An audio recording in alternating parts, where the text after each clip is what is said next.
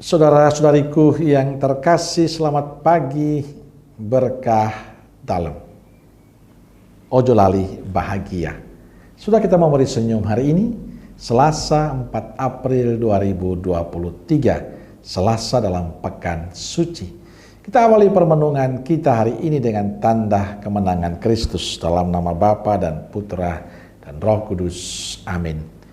Permenungan kita diambil dari Injil Yohanes bab 13 ayat 21 sampai 33, 36 sampai 38. Setelah Yesus berkata demikian, ia sangat terharu, lalu bersaksi, "Aku berkata kepadamu, sesungguhnya seorang di antara kamu akan menyerahkan aku." Murid-murid itu memandang seorang kepada yang lain. Mereka ragu-ragu siapa yang dimaksudkannya. Seorang di antara murid Yesus, yaitu murid yang dikasihinya, bersandar dekat kepadanya, di sebelah kanannya. Kepada murid itu, Simon Petrus memberi isyarat dan berkata, "Tanyalah, siapa yang dimaksudkannya?" Murid yang duduk dekat Yesus itu berpaling dan berkata kepadanya, "Tuhan, siapakah itu?" Jawab Yesus, "Dialah itu yang kepadanya aku akan memberikan roti, sesudah aku mencelupkannya." Sesudah berkata demikian, ia mengambil roti, mencelupkannya, dan memberikannya kepada Yudas anak Simon Iskariot. Dan sesudah Yudas menerima roti itu, ia kerasukan iblis. Maka Yesus berkata kepadanya, "Apa yang hendak kau perbuat, perbuatlah dengan segera." Tetapi tidak ada seorang pun dari antara mereka yang duduk makan itu mengerti apa maksud Yesus mengatakan itu kepada Yudas. Karena Yudas memegang kas, ada yang menyangka bahwa Yesus menyuruh dia membeli apa-apa yang perlu untuk perayaan itu, atau memberi apa-apa kepada orang miskin. Yudas menerima roti itu, lalu segera pergi. Pada waktu itu, hari sudah malam. Sesudah Yudas pergi, berkatalah Yesus, "Sekarang Anak Manusia dipermuliakan, dan Allah dipermuliakan di dalam Dia. Jikalau Allah dipermuliakan di dalam Dia, Allah akan mempermuliakan Dia juga di dalam dirinya, dan akan mempermuliakan Dia dengan segera. Hai anak-anakku, hanya seketika saja lagi aku ada bersama kamu.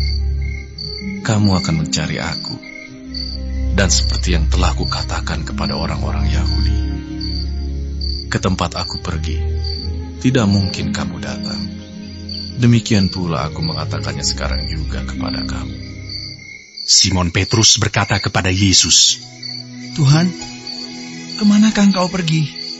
Jawab Yesus, "Ke tempat aku pergi, engkau tidak dapat mengikuti aku sekarang.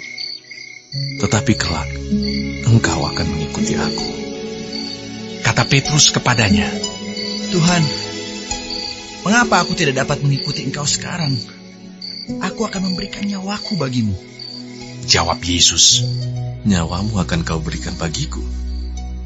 Sesungguhnya aku berkata kepadamu, sebelum ayam berkokok, engkau telah menyangkal aku 3 kali." Saudaraku yang dikasih Tuhan, dalam perjamuan Paskah dengan murid-muridnya, Yesus menyampaikan pesan penting bagi mereka, bahwa di antara para muridnya ada satu yang akan menyerahkan Dia.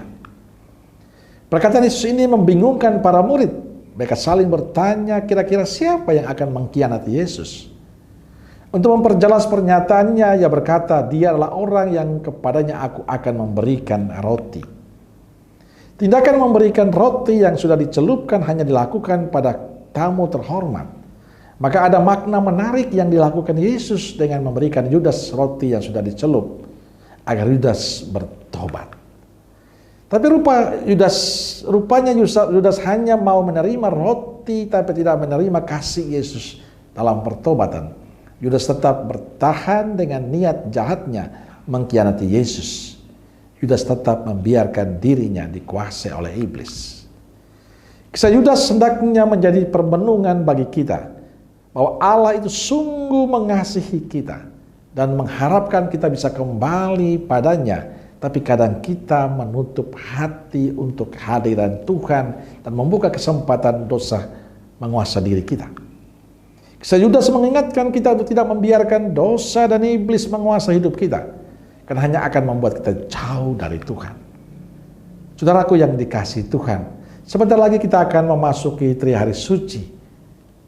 Sudahkah kita mempersiapkan diri dengan baik? Sudah kita membuka hati menerima kasih Tuhan dalam pertobatan, dalam sakramen pertobatan? Saya ingin mengajak kita jangan sia-siakan waktu yang sisa ini.